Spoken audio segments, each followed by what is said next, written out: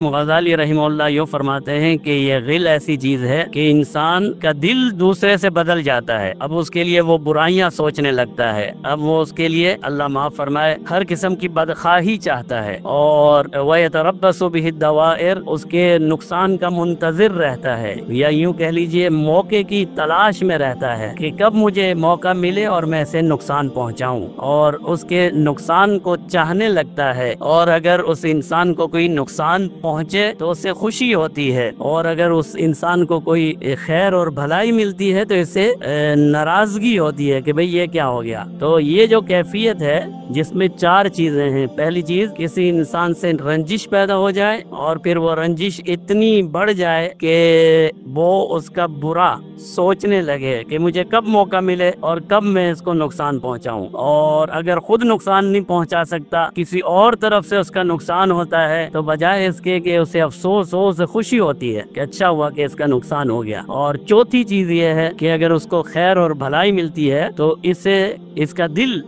تنگ ہو جاتا ہے کہ بھئی یہ کیا ہوا، یہ اور بھی آگے چلا گیا۔ تو یہ کیفیت ہے جسے ہم اردو میں رنجش یا کینہ کہتے ہیں۔ یہ کینہ ایک بہت بڑی بیماری ہے، ایک بہت بڑی بیماری ہے، اور ایسی بیماری ہے جو ہمارے ایمان کے لیے نقصان دہ ہے، ہمارے ایمان کے خلاف ہے، اور یہ ایک شیطان کا ہتھیار ہے۔